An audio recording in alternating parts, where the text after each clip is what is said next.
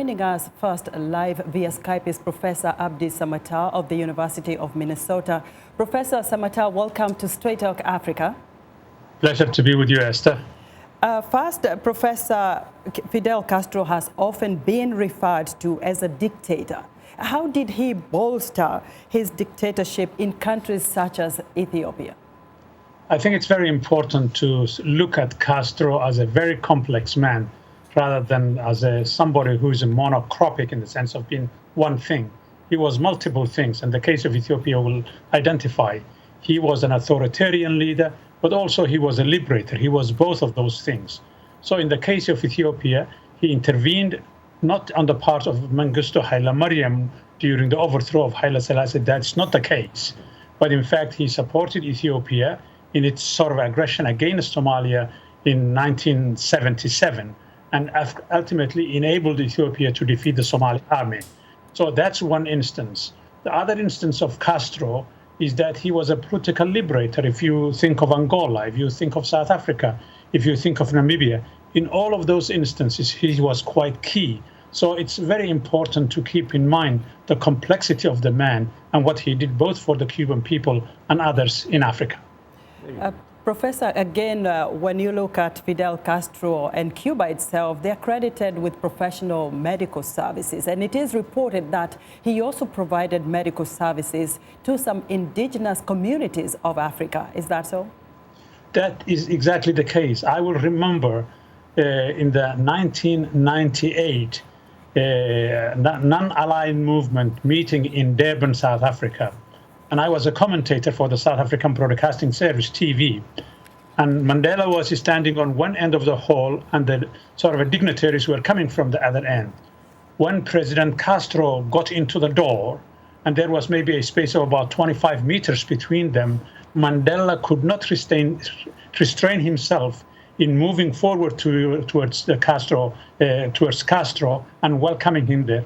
There signaled somebody like Mandela, who was a liberal Democrat, who was a liberator of his people, appreciating the kind of a role Castro played in this. And most importantly, Castro did in fact send medical people, doctors and whatnot, even to South Africa after liberation. So if African dictators, who were many for too long, in fact did what Castro did for his people, I would argue the African people will be in a different health and a different state of education today. You do mention South Africa, and you are a research fellow at the University of Pretoria. Do you really look at his contribution as liberation towards Southern Africa, or some of that was probably perhaps just for personal purposes?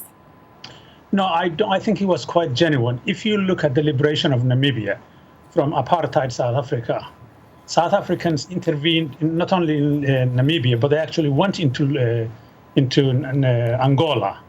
And there in a place called Githui-Ewart in southern end of Angola was the first place where the South African army was fully defeated by the Cubans and the Angolan liberation movements and government. And it's the tide that turned against apartheid, leading to the liberation of Namibia shortly thereafter, and ultimately South Africa. So we need to understand the mixed personality that he was. But in this regard, I think history will vindicate that he was quite a genuine liberator and a sister for Africans. Even though he created enmity between Ethiopia and Somalia, and to some extent you notice that the Horn of Africa still is facing some crisis.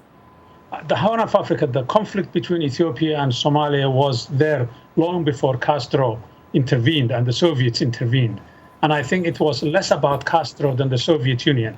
The Soviet Union that supported the Somali military for 25 years prior to that decided to shift gears and move to Ethiopia and abandon Somalia. And only then did Castro come to the play. So I think the Soviet role in the sort of a conflict between Ethiopia and Somalia and their switching sides to conveniently serve their interests in the Cold War was the culprit rather than Cuba itself, in my opinion. Professor, I see another professor here reacting to your comments, but we'll definitely get back to that. Thank you so much for your contribution on